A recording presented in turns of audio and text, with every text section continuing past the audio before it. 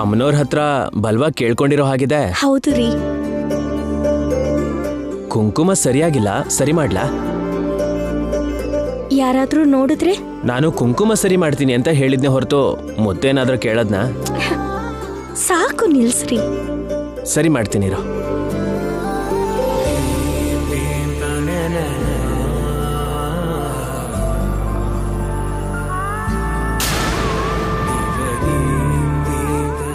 ಅಯ್ಯೋ ಸಾರಿ.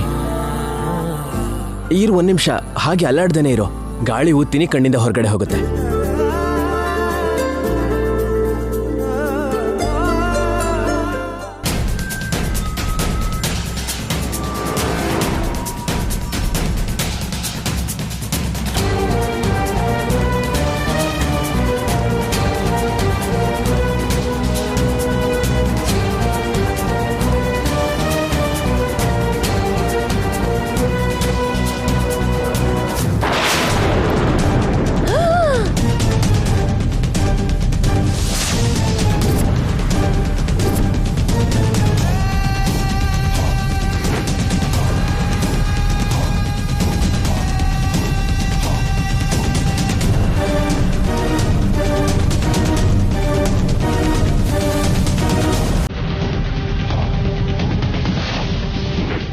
ಶ್ರೀಕರ್ ಅವರೇ,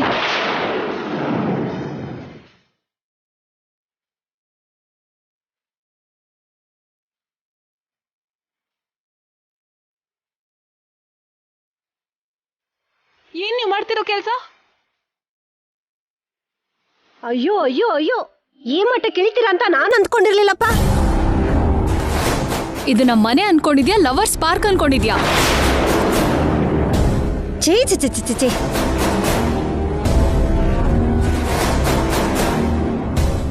ಏನ್ ನಡೀತು? ನಮ್ ಬಾಯಿಂದ ನಾವ್ ಹೇಳಕ್ಕಾಗಲ್ಲ. ಏನ್ ನಡೀತು ಹೇಳು ನಿಹಾರಿಕಾ. ನನಗ್ ನಿಜವಾಗ್ಲೂ ಹೇಳಕ್ಕಾಗಲ್ಲ ಅತ್ತೆ. ಅನ್ಯಾಯ, ಮಾಮೂಲಿ ಅನ್ಯಾಯ ಅಲ್ಲ. ಏನ್ ನಡೀತು ಅಂತ ಹೇಳ್ದೆ ಅನವಶ್ಯಕವಾಗಿ ರಾದ್ದಂತ ಮಾಡ್ತಿದಿರಲ್ಲ. ಶ್ರೀಕರ್, ಏನ್ ನಡೀತು ಅಂತ ನೀನಾದ್ರೂ ಹೇಳು. ತಪ್ಪು ಮಾಡಿದ್ದ ಅವ್ರು ಯಾಕೆ ಹೇಳ್ತಾರೆ? ನಿಜವಾಗ್ಲೂ ಹೇಳಲ್ಲ. ತಪ್ಪು ಮಾಡದ್ವಾ? ಇದ್ರಲ್ಲೇನ್ ತಪ್ಪಿದೆ? ಏನ್ ತಪ್ಪ? ಹೇಗ್ ಮ್ಯಾನೇಜ್ ಮಾಡಿ ಮಾತಾಡ್ತಿದ್ದಾನೆ ನೋಡಿದ್ಯಾ ಅದ್ಕೆ? ಗಂಡ ಆಗೋನ್ ಮಾಡೋ ಕೆಲ್ಸನ ನೋಡಿ ನಿಹಾರಿಕಾ ಸಹಿಸ್ಕೋಬೋದೇ ಹೊರತು ನಾನಾಗಿದ್ರೆ ಸೂಸೈಡ್ ಮಾಡ್ಕೊಂಡ್ಬಿಡ್ತಿದ್ದೆ. ವಿಷಯ ಹೇಳ್ದೆ ಏನಿ ರಗಳೆ? ನಾನ್ ಹೇಳ್ತೀನಿ ಅಮ್ಮಮ್ಮ. ಬೇಗ ಹೇಳು. ಮಾವ ಅವನಿಗೆ ಮುತ್ತು ಕೊಡ್ತಿದ್ದ.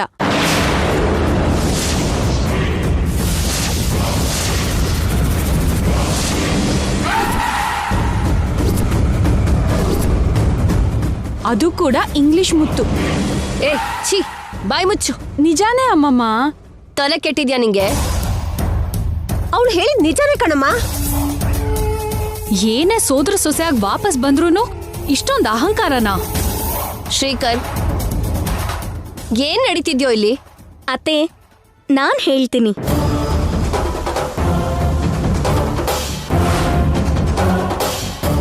ನಾನು ದೇವ್ರ ಮನೆಯಿಂದ ಕುಂಕುಮ ಇಟ್ಕೊಂಡು ಹೊರಗಡೆ ಬಂದೆ.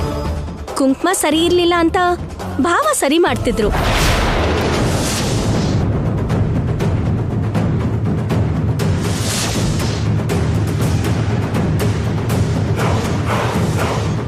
ಆಗ ನನ್ ಕಣ್ಣಿಗೆ ಕುಂಕುಮ ಬಿತ್ತು ಅಂತ ಭಾವ ಬಾಯಿಂದ ಗಾಳಿ ಊದ್ತಾ ಇದ್ರು.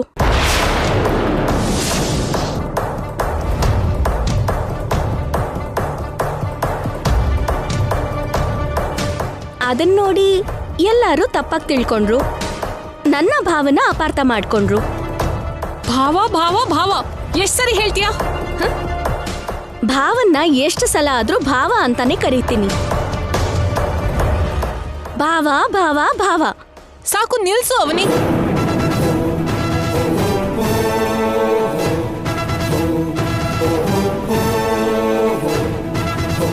ಏನಾಯ್ತು ನಿಹಾರಿಕಾ? ಯಾಕೆ ಹಾಗೆ ಇರಿಟೇಟ್ ಆಗ್ತಿದೀಯಾ? ನೀನು ಭಾವ ಅಂತ ಕರಿಬೇಡ, ಶ್ರೀಕರ್ ಅವ್ರೆಂತ ಕರಿ. ನಿನ್ ಮಾವ ವಿಕಾಸ್ನ ಏನಂತ ಕರೀತೀಯ? ಮಾವಯ್ಯ ಮಾವಯ್ಯ ಅಂತ ಪ್ರತಿ ಮಾತ್ಗೂ ಹಿಂದೆ ಮುಂದೆ ಹೇಳಲ್ಲ, ವಿಕ್ಕಿ ಅಂತಾನೆ ಕರಿತೀನಿ. ನೀನಾದ್ರೆ ನಿನ್ ಮಾವನ್ನ ಮುದ್ದಾಗಿ ವಿಕ್ಕಿ ಅಂತ ಕರಿಬೋದು. ನಾನು ವರ್ಷೆ ಆಗಿರೋನ್ನ ಭಾವ ಅಂತ ಕರಿಬಾರ್ದಾ? ಇದ್ಯಾವ ನ್ಯಾಯ ಅತ್ತೆ? ಇದ್ಯಾವ ಧರ್ಮ ಮಾವ?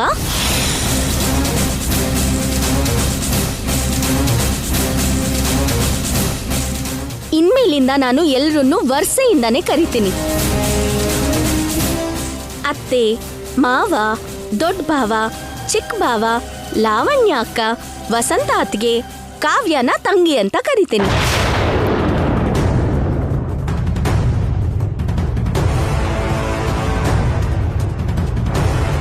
ಮತ್ತೆ ನಿಹಾರಿಕನೇನಂತ ಕರಿತೀಯಾ?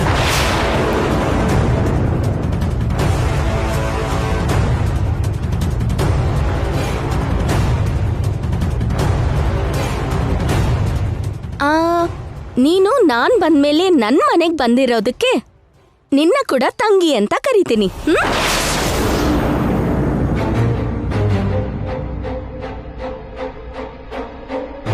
ಇದು ನನ್ ಫ್ಯಾಮಿಲಿ ನಿಹಾರಿಕಾ. ನೀನ್ ಈ ಮನೆಗೆ ಸೋದರ ಸೊಸೆನೇ ಆಗಿರಬಹುದು, ಇನ್ನೊಬ್ರು ಲೈಫಲ್ಲಿ ಇಷ್ಟೊಂದು ಇಂಟರ್ಫಿಯರ್ ಆಗ್ಬಾರ್ದು. ಅತ್ತೆ, ನಿಹಾರಿಕಾ ಹೇಗ್ ಮಾತಾಡ್ತದಳ್ ನೋಡಿ. ನೋಡಮ್ಮ, ಎಷ್ಟು ವರ್ಷಗಳ ಕಾಲ ನಮ್ಮ ಸೋದರ ಸೊಸೆಯಂದ್ರನ್ನ ನಮಗ್ ದೂರ ಮಾಡ್ಕೊಂಡಿದ್ವಿ. ತುಂಬಾ ವರ್ಷಗಳ ಮೇಲೆ ಹತ್ರ ಆಗಿದ್ದಾರೆ. ಸೋದರ ಸೊಸೆಗೆ ಆ ಸಲಿಗೆ ಇರುತ್ತೆ. ಹೌದಮ್ಮ, ಅವನಿ ನಮ್ಮನ್ನೆಲ್ಲ ವರ್ಷೆಯಿಂದ ಕರೆದ್ರೇನೆ ಚೆನ್ನಾಗಿರುತ್ತೆ. ನೀನಂತೂ ನನ್ನ ಭಾವ ಅಂತಾನೆ ಕರಿ ಅವನಿ, ಹಾಗಿದ್ರೇನೆ ಚೆನ್ನಾಗಿರತ್ತೆ. ಸರಿ ಭಾವ. ನೋಡಿ,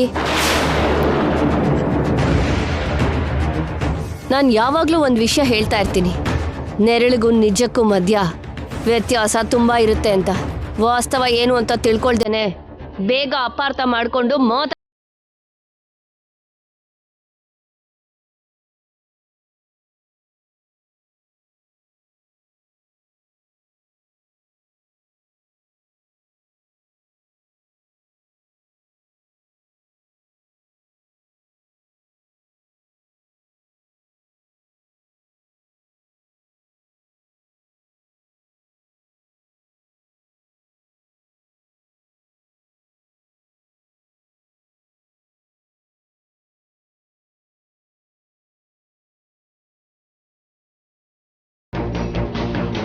ಅವನಿ ತುಂಬಾ ಮೆರಿತಾ ಇದ್ದಾಳೆ ಅಲ್ವಾ?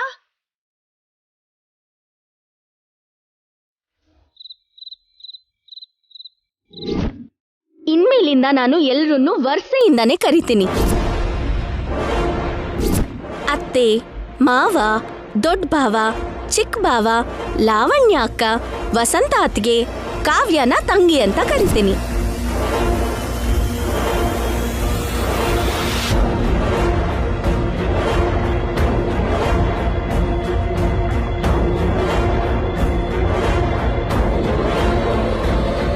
ಏನ್ ನಿಹಾರಿಕಾ, ಟೆನ್ಷನ್ ಅಲ್ಲಿ ಕಾಣಿಸ್ತಿದ್ಯಾ? ಅವನಿ ಮನೆಯಿಂದ ಹೋಗ್ತಿದ್ದ ಹಾಗೆ ತಲೆ ಮೇಲೆ ತಣ್ಣೀರ್ ಬಟ್ಟೆ ಹಾಕೊಂಡು ಹಾಯಾಗಿದ್ಲು. ಬೆನ್ನಿಗ್ ಚೂರಿ ಹಾಕೋ ಹಾಗೆ ಆ ಅವನಿ ವಾಪಸ್ ಮತ್ತೆ ಸೋದ್ರ ಸೊಸೆ ಆಗಿ ಮನೆಗ್ ಬರ್ತಿದ್ದ ಹಾಗೆ ನಿಹಾರಿಕಾಗೆ BP ಜಾಸ್ತಿ ಆಗಿದೆ. ಅಷ್ಟೇ ಅಲ್ವಾ ನಿಹಾರಿಕಾ? ನಾನೊಂದ್ ಮಾತ್ ಹೇಳ್ತೀನಿ, ಏನು ಅನ್ಕೋಬೇಡ ಅಕ್ಕ. ಒಳ್ಳೆ ಮಾತಾ ಕೆಟ್ಟ ಮಾತಾ? ಒಳ್ಳೆ ಮಾತಾದ್ರೆ ನಿನ್ ಪರ್ಮಿಷನ್ ಯಾಕೆ ಕೇಳ್ತಾಳೆ? ನೀನ್ ಹೇಳು ನಿಹಾರಿಕಾ, ನೀನು ದೊಡ್ಡ ಪೆದ್ದಿ ಅಕ್ಕ. ಏನ್ ಆತರ ಮಾತಾಡ್ದೆ ನೀನು? ಅರ್ಧ ಮೆದುಳಿರೋಳು, ಆ ಮೆದುಳು ಮೊಣಕಾಲಲ್ಲಿರೋಳು, ಐಡೆಂಟಿಟಿ ಅನ್ನೋ ರೋಗ ಬಂದಿರೋ ರೋಗಿ. ನಿನ್ನಂಥವಳನ್ನ ಗ್ಯಾಂಗ್ ಇಂದ ಹೊಡೆದು ಓಡಿಸ್ಬೇಕು ನಿಹಾರಿಕಾ ಅಂತ ತುಂಬಾ ಬೈಬೇಕು ಅಂತ ಇದೆ, ಆದ್ರೆ ಬೈಯಕ್ಕಾಗಲ್ಲ. ಯಾಕಂದ್ರೆ ನೀನ್ ನನಗೆ ಅಪ್ಪ ಅಮ್ಮ ಕೊಟ್ಟಿರೋ ಅಕ್ಕ ಅಲ್ದೇ ಇದ್ರು ದೇವ್ರು ಕೊಟ್ಟಿರೋ ಅಕ್ಕ ಆಗಿರೋದಕ್ಕೆ. ಹಾ, ಬೈಗಳದ್ದು ಡಿಕ್ಷನರಿನೆಲ್ಲ ಓದಿ ಇವಾಗ ಈ ಕವರಿಂಗ್ ಎಲ್ಲ ಯಾಕೆ? ಹೌದು, ಯಾಕೆ ಫ್ರಸ್ಟ್ರೇಷನ್? ಇಲ್ಲಿವರೆಗೂ ನನ್ಗೆ ಯಾರು ಈ ತರ ಮಾತನ್ನ ಹೇಳೇ ಇಲ್ಲ. ಯಾಕೆ ಹೇಳ್ದೆ ಹೇಳು? ಮೊನ್ನೆವರೆಗೂ ಅವನಿ ಆಯುಧ ಇಲ್ಲದೆ ನನ್ ಜೊತೆ ಯುದ್ಧ ಮಾಡ್ತಿದ್ಲು. ಅಂತವಳಿಗೆ ಇವಾಗ ಪೂರ್ತಿ ಸೈನ್ಯನೇ ಕೊಟ್ಟಿರೋ ಹಾಗಾಗಿದೆ. ವಾಪಸ್ ನನ್ ಮೇಲೆ ದಾಳಿ ಮಾಡುವಂತ ಬಲನ ಬಂಧುತ್ವದ ಜೊತೆ ರಕ್ತ ಸಂಬಂಧದ ಜೊತೆಗೆ ಸ್ವಂತ ಮಾಡ್ಕೊಂಡಿದ್ದಾಳೆ. ಅದೆಲ್ಲ ನಿನ್ನಿಂದಾನೇ ಆಗಿತ್ತು. ಅದಲ್ಲ ನಿಹಾರಿಕಾ, ನೀನಿನ್ನೇನು ಮಾತಾಡ್ಬೇಡ. ಸ್ವಲ್ಪ ಹೊತ್ತು ಸೈಲೆಂಟ್ ಆಗಿರು, ಇಲ್ಲ ಅಂದ್ರೆ ಕಚ್ಚೋ ಥರ ಇದ್ದಾಳೆ. ಎಲ್ಲರನ್ನ ವರಸೆಯಿಂದ ಕರೀತಿದ್ದಾಳೆ. ಎಲ್ಲದನ್ನ ಮೀರಿ ಅತ್ತೆ ಮಾವಯ್ಯ ಅಂತ ಕರೆಯೋದು ನಾಳೆಯಿಂದ ನನ್ನ ಕಿವಿಗೆ ಬೀಳ್ತಿದ್ರೆ ಬೆಂಕಿ ಹಾಕ್ತಾಗಿರುತ್ತೆ. ಚಿಕ್ಕ ಸೋದರ ಸೊಸೆ ಅನ್ನೋ ಒಂದೇ ಒಂದು ಟ್ಯಾಗ್ ಹಿಡ್ಕೊಂಡು ನಾಳೆಯಿಂದ ಮನೆಯಲ್ಲಿ ಎಂಥ ಯಜಮಾನಿಕೆ ಚಲಾಯಿಸ್ತಾಳೋ. ಎಲ್ಲರನ್ನ ವರಸೆಯಿಂದ ಕರೀತಾ ಸಾಯಿಸ್ತಾ ಇದ್ದಾಳೆ.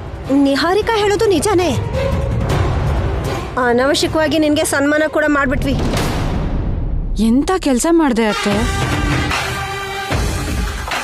ಎಲ್ರೂ ನನ್ನ ಸೇರಿ ಕಾರ್ನರ್ ಮಾಡ್ಬಿಡಿ.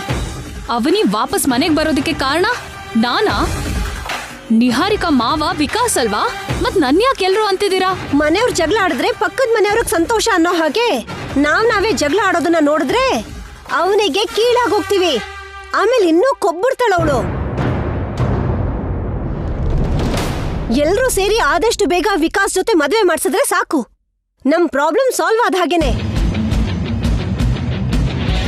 ನೋಡು ನಿಹಾರಿಕಾ, ನಿನ್ನ ಕೈ ಮುಗಿತೀನಕ್ಕ, ನೀನ್ ಹೋಗು.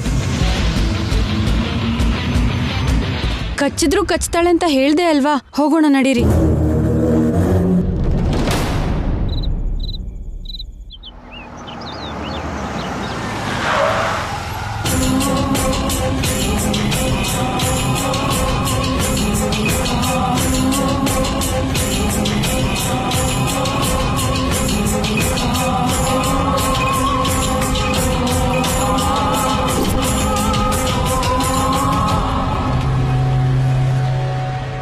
ಅವನಿ ಇದಕ್ಕೂ ಮುಂಚೆ ನಮಗ್ ದೂರವಾಗಿರ್ತಿದ್ಲು.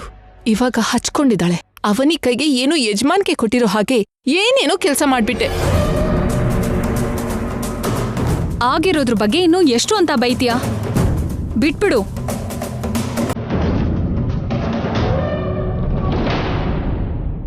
ಯಾರವರು?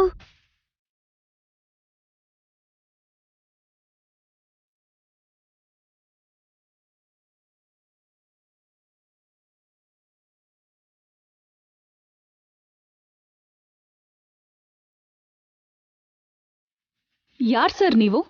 ವೇದವತಿ ಅವರ ಹತ್ರ ಮಾತಾಡಬೇಕು. ಅತ್ತೆ, ಯಾರೋ ಬಂದಿದ್ದಾರೆ.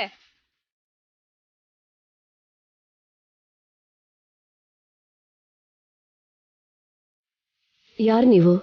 I am Siddharth. Top 4 magazine ಮೇಲೆ ರೆಗ್ಯುಲರ್ ಆಗಿ ನನ್ನ ಫೋಟೋ ಕಾಣಿಸ್ತಿರುತ್ತೆ. ನನ್ನ ಬಿಸ್ನೆಸ್ ಬಗ್ಗೆ ಎಲ್ರಿಗೂ ಕೇಳಿಸ್ತಾ ಇರುತ್ತೆ. ನಮ್ಮ ಹತ್ರ ನಿಮ್ಗೇನ್ ಕೆಲಸ? ಕೂತ್ಕೊಂಡು ಮಾತಾಡೋಣವಾ? ಕೂತ್ಕೊಳ್ಳಿ. ಹೇಳಿ. ಸ್ಟ್ರೈಟ್ ಆಗಿ ಪಾಯಿಂಟಿಗೆ ಬರ್ತೀನಿ. ನಿನ್ನೆ ನಿಮ್ಮ ಹಳ್ಳಿಗೆ ಹೋಗಿದ್ದೆ. ಯಾಕಂದ್ರೆ ಅಲ್ಲೊಂದು ಫ್ಯಾಕ್ಟ್ರಿನ ಸ್ಟಾರ್ಟ್ ಮಾಡಬೇಕು ಅಂದ್ಕೊಂಡಿದ್ದೀನಿ.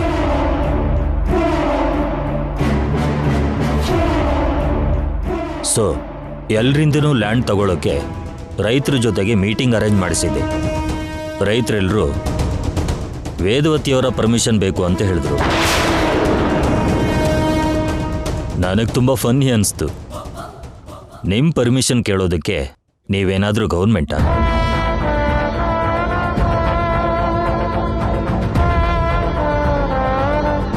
ಹಾಗೇನೆ ನಿಮ್ಮ ಲ್ಯಾಂಡ್ ತುಂಬ ಜಾಸ್ತಿ ಇದೆ ಅಂತ ಹೇಳಿದ್ರು. ಅದಕ್ಕೆ ಮೊದಲು ನೀವು ನಮಗೆ ಹೊಲ ಮಾರಿದ್ರೆ ನಿಮ್ಮನ್ನು ನೋಡಿ ಉಳಿದೋರು ಕೂಡ ಮಾರ್ತಾರೆ. ಈ ವಿಷಯನೇ ಮಾತಾಡೋಣ ಅಂತ ಬಂದೆ. ಕ್ಷಮಿಸಿ, ನಮಗ್ ಮಾರ್ಬೇಕು ಅನ್ನೋ ಆಲೋಚನೆನೇ ಇಲ್ಲ. ಈ ದಿನಗಳಲ್ಲಿ ಬೆಳೆಯಿಂದ ಎಷ್ಟು ಬರುತ್ತಮ್ಮ? ಆಗಿರಬಹುದು, ಆದ್ರೆ ಅವು ನಮ್ಮ ತಲೆಮಾರುಗಳಿಂದ ಬಂದಿರೋ ಆಸ್ತಿಗಳು. ಅದನ್ನ ನಾವು ಮಾರಬಾರ್ದು. ಡಬಲ್ ರೇಟ್ ಕೊಡ್ತೀನಿ. ದುಡ್ಡುಗೆ ನಾವು ಇಂಪಾರ್ಟೆನ್ಸ್ ಕೊಡೋದಿಲ್ಲ. ನಾನು ಕೊಡ್ತೀನಿ. ಅದು ನಿಮ್ಮಿಷ್ಟ. ಚೆನ್ನಾಗಿ ಯೋಚನೆ ಮಾಡಿ. ಅತ್ತೆ, ಒಂದ್ ಮಾತು. ಏನು? ಅದನ್ನ ಮಾರ್ಬಿಡೋಣ ಅತ್ತೆ. ಯಾಕಾಗಿ ಹೇಳ್ತಿದ್ಯಾ? ಅದರಿಂದ ನಮ್ಗೆ ಬರೋ ಆದಾಯ ಕಡಿಮೆ, ಶ್ರಮ ಜಾಸ್ತಿ. ಜೊತೆಗೆ ನಾವು ಪ್ರತಿ ವರ್ಷ ಕೆಲಸ ಬಿಟ್ಟು ಹೋಗಿ ಬಿತ್ತನೆ ಮಾಡೋದು, ಉತ್ಸವ ಮಾಡಿ ಪ್ರಸಾದ ಹಂಚೋದು ಅಗತ್ಯನೇನಮ್ಮ? ಹೌದು ಅಮ್ಮಮ್ಮ, ಆ ಜಾತ್ರೆ ದಿನ ಯಾವಾಗ ಏನ್ ನಡೆಯುತ್ತೋ ಯಾರಿಗೂ ಅರ್ಥ ಆಗಲ್ಲ. ಯಾವಾಗ ಹೋದ್ರೂ ಏನಾದ್ರೂ ಒಂದ್ ಜಗಳ. ಎಲ್ಲಾರ ಮಾತನ್ನು ಕೇಳ್ತಿದ್ರೆ ಇವ್ರಿಗೆ ಮಾರೋದೇ ಬೆಟರ್ ಅನ್ಸತ್ತೆ ಅತ್ತೆ. ನೀನ್ ಹಾಗೆ ಮಾತಾಡಬಾರ್ದು. ಫ್ಯಾಮಿಲಿ ಎಲ್ಲರೂ ಸಪೋರ್ಟ್ ಮಾಡ್ತಿದಾರಲ್ವಾ, ಯೋಚನೆ ಮಾಡಿ.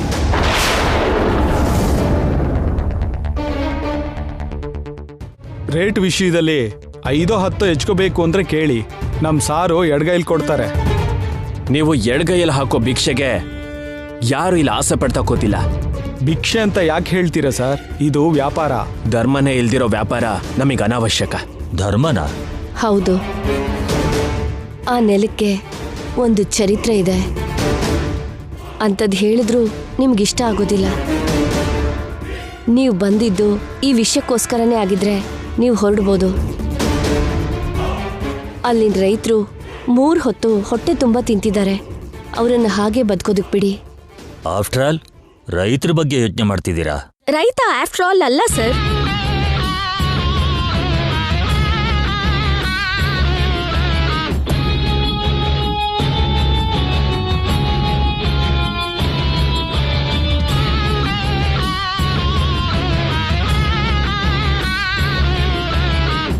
ರೈತನೇ ರಾಜ ಸರ್.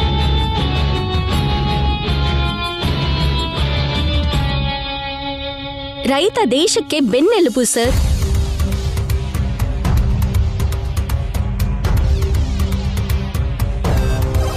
ದೇಶದ ಕಡೀಲಿ ಸೈನಿಕರು ಎಷ್ಟು ಅಗತ್ಯನೋ, ದೇಶಕ್ಕೆ ಬೆಲೆ ಬೆಳೀತಾ ಇರೋ ರೈತ ಕೂಡ ಅಷ್ಟೇ ಅಗತ್ಯ ಸರ್. Who are you? ನಾನು ಅವನಿ. ಭೂದೇವಿ ತಾಯಿ ಹೆಸರನ್ನಿಟ್ಟಿದ್ದಾರೆ ನನ್ನ ತಂದೆ ತಾಯಿ. ಆ ಭೂಮಿ ಬಗ್ಗೆ ನಂಗೆ ನಿಮ್ಗಿಂತ ಜಾಸ್ತಿ ಗೊತ್ತು.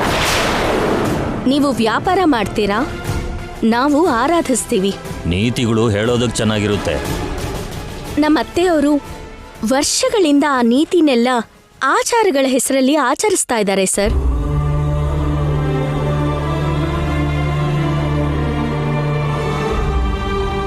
ಆ ಭೂಮಿ ಮೇಲೆ ಸಾವಿರಾರು ಹಸುವಿನ ಸಾವಾಗಿದೆ. ಆ ನೆಲ ಸಸ್ಯಶ್ಯಾಮಲ ಆಗಿರೋದಕ್ಕೆ ಈ ಕುಟುಂಬ ಮಾಡಿರೋ ತ್ಯಾಗ ಇದೆ. ಆ ಭೂಮಿ ಮಾರೋದಕ್ಕಲ್ಲ, ಅಮ್ಮನ್ ತರ ನೋಡ್ಕೊಳ್ಳೋದಕ್ಕೆ.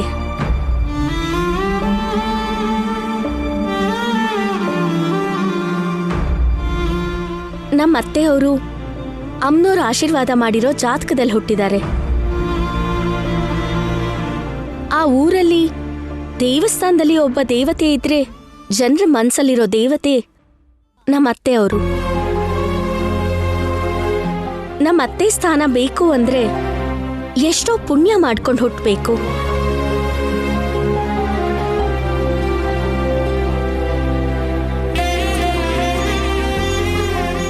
ನಾವೇ ದುಡ್ಡಿಗೋಸ್ಕರ ಮಾರಿದ್ರೆ ಇಷ್ಟು ಕಾಲ ಆಧರಿಸಿರೋ ಜನ ಚೀಮಾರಿ ಹಾಕ್ತಾರೆ. ಕಡೆ ಪಕ್ಷ ಮಾತಾಡ್ಸೋದೂ ಇಲ್ಲ. ಅತ್ತೆ, ನಾನ್ ಹೇಳಿದ್ರಲ್ಲಿ ಏನಾದ್ರೂ ತಪ್ಪಿದ್ಯಾ? ಸಂಕ್ಷಿಪ್ತವಾಗಿ ಚೆನ್ನಾಗಿ ಹೇಳಿದ್ಯಮ್ಮ. ನಿನ್ನಷ್ಟು ಚೆನ್ನಾಗಿ ಯಾರು ಹೇಳಕ್ಕಾಗಲ್ಲ ಅವನಿ. ಸೊ ನಿಮ್ಮ ಫೈನಲ್ ಮಾತೇನು? ಇಷ್ಟೆಲ್ಲ ಕೇಳಿದ್ಮೇಲೂ ನಿಮ್ಗೆ ಅರ್ಥ ಆಗ್ಲಿಲ್ವಾ? ಮಾರೋದಿಕ್ಕೆ ನಮ್ಗೆ ಇಷ್ಟ ಇಲ್ಲ. ಆ ಜಮೀನ್ ಯಾವತ್ತಿದ್ರೂ ಹಾಗೆ ಇರಬೇಕು. ಅದ್ರ ಮೇಲೆ ಯಾರು ಫ್ಯಾಕ್ಟ್ರಿ ಕಟ್ಟಬಾರದು. ಇನ್ನು ನೀವು ಹೋಗ್ಬೋದು. ಮರ್ಯಾದೆಯಾಗಿ ಕೇಳೋಣ ಅಂತ ಬಂದೆ. ಇಷ್ಟು ಹೊತ್ತು ನಿಮಗೆ ಮರ್ಯಾದೆ ಕೊಟ್ಟೆ ಮಾತಾಡಿದ್ವಿ. ನಾನು ಕೋರ್ಕೊಂಡಿದ್ದನ್ನ ಪಡ್ಕೊಳ್ಳೋದಕ್ಕೆ ನನಗೆ ತುಂಬಾ ದಾರಿಗಳಿವೆ. ನಮಗ್ ಗೊತ್ತಿರೋದು ಒಂದೇ ದಾರಿ, ನೀಯತ್ತು. ಇನ್ನು ನೀವು ಹೊರಟ್ರೆ ಚೆನ್ನಾಗಿರುತ್ತೆ. ನನ್ನ ಕೋಪ ನಿಮಗೆ ಒಳ್ಳೇದಲ್ಲ. ಹೆದರಿಸ್ತಾ ಇದ್ದೀರಾ? ಊರ್ ಜನ ನಿಮ್ಮನ್ನ ದೇವತೆ ಅಂತಿದ್ದಾರೆ ಅಂತ ನೀವು ನಿಜವಾಗ್ಲೂ ದೇವತೆ ಅಂತ ಫೀಲ್ ಆಗ್ಬೇಡಿ. ಮಿಸ್ಟರ್,